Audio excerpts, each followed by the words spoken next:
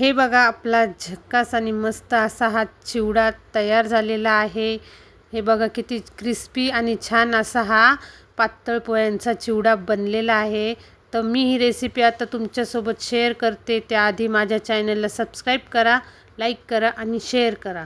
ही अशी आपण जी पाटी आहे ती थोडीशी ओली होती, त्यामुळे मी गॅसवरती ठेवून ती ड्राय करून घेतलेली आहे। पावसाचे दिवस आहे आणि थोडंसं पाण्याचं कुठे अंश लागला चिवड्याला आपल्या तर ते सादळून जाण्याचे जास्त चान्सेस असतात, त्यामुळे मी ही पाटी जी आहे ही अशी ड्राय करून घेतलेली आहे। तर आता आपण चिवडा बनवण्यासाठी सुरुवात करत आहोत। तर ही मी कढई घेतलेली आहे। चिवडा किंवा काही दिवाळीचं असेल बनवायचं तर मी ह्याच कढईत बनवते। इतर वेळेस मी लोखंडी किंवा स्टीलची कढई वापरते, पण स्टीलच्या कढईमध्ये पोहे जे आहे ते आपल्याला भाजता येत नाही, ते खालून लगेच जळून जातात, म्हणून मी ही कढई घेतलेली आहे।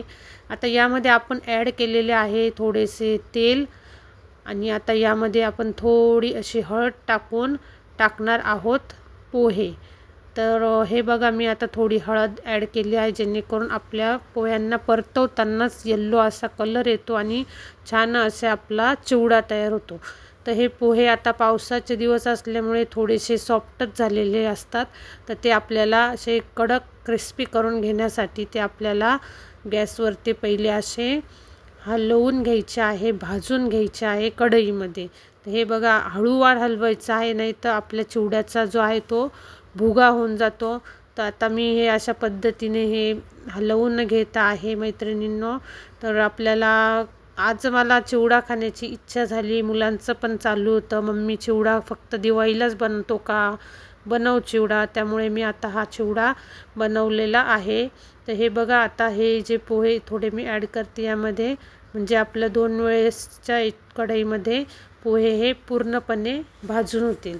तर आता आपण हे व्यवस्थित असे हे पोहे, हे मी पातळ पोहे घेतलेले आहे, याला नायलॉन पोहे असे देखील म्हणतात।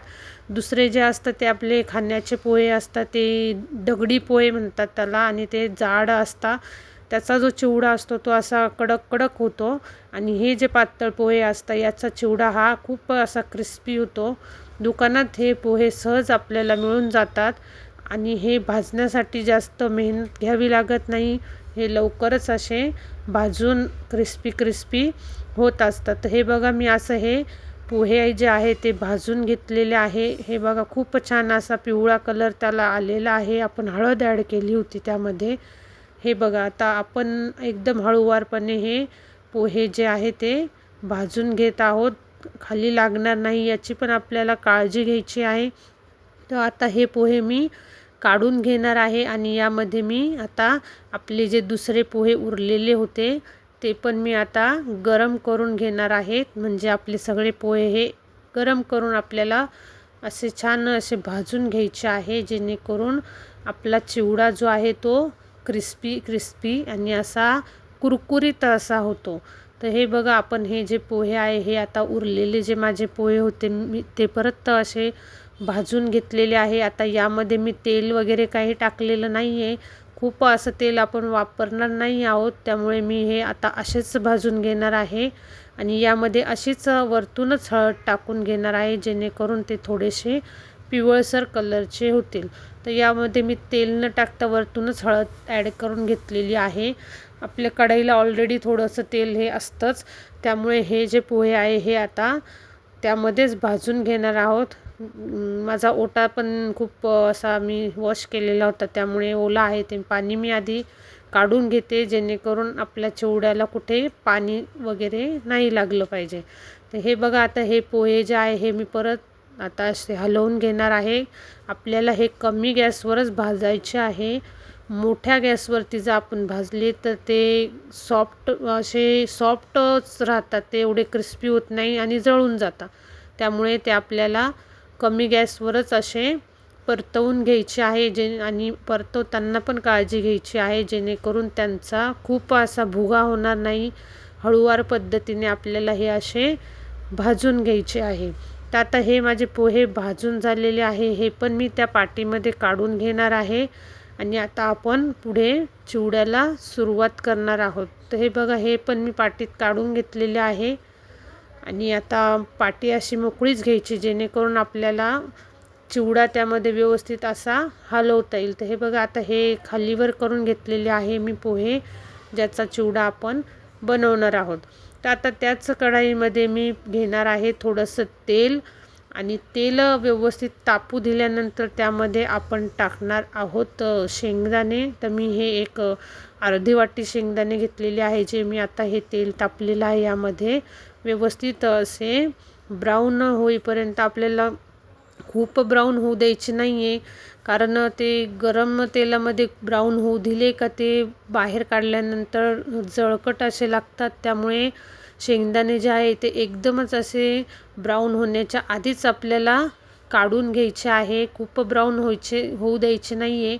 ते पण आपल्याला असंच हलवून व्यवस्थित असे तेलामध्ये तळून घ्यायचे आहे. मुलांना तर हे तळलेले शेंगदाणे फार आवडतात. हे बघा, आपले शेंगदाणे हे तळत आहे. आता हे खूप ब्राऊन नाही करायचे आहे आपल्याला, बाहेर काढल्यानंतर पण ते परत असे जास्त ब्राऊन होऊन जातात आणि ते कडू लागतात.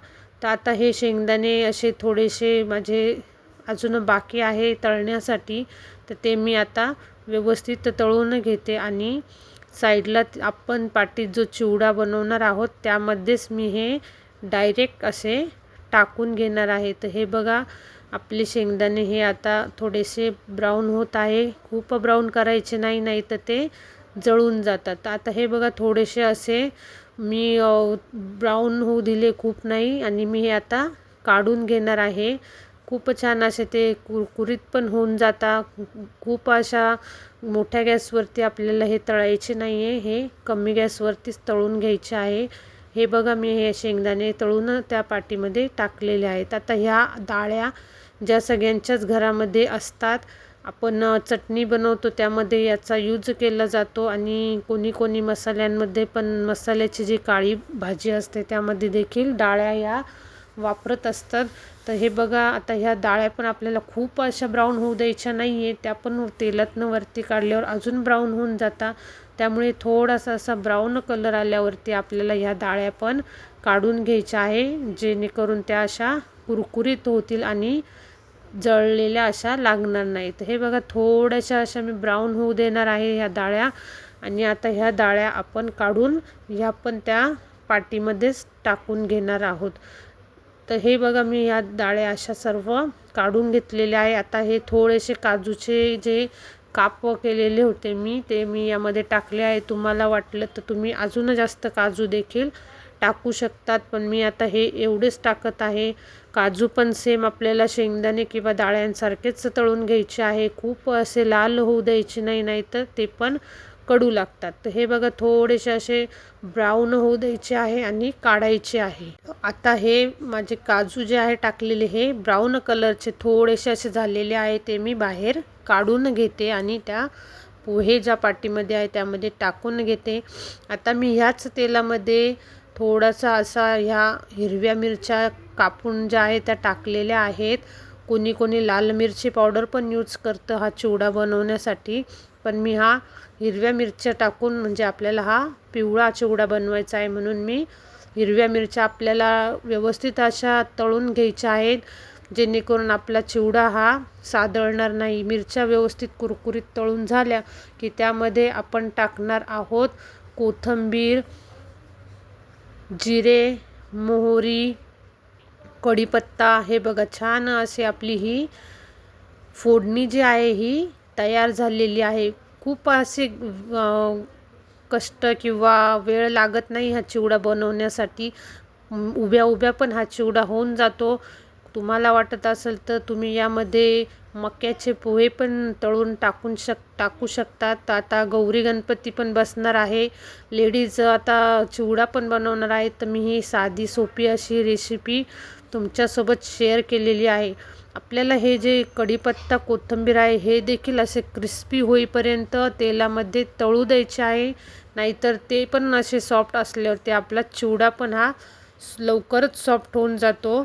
त्यामुळे हे पण आपल्याला असं क्रिस्पी असं तळून घ्यायचं आहे, जेणेकरून त्यातलं पाणी सगळं निघून जाईल. आणि त्यामध्ये आपण आता ॲड करणार आहोत हिंग आणि थोडीशी अशी हळद. तर आपण आधी पण पोह्यांमध्ये हळद टाकलेली होती भाजताना, आणि आता थोडी अशी हळद आपण टाकून घेणार आहोत.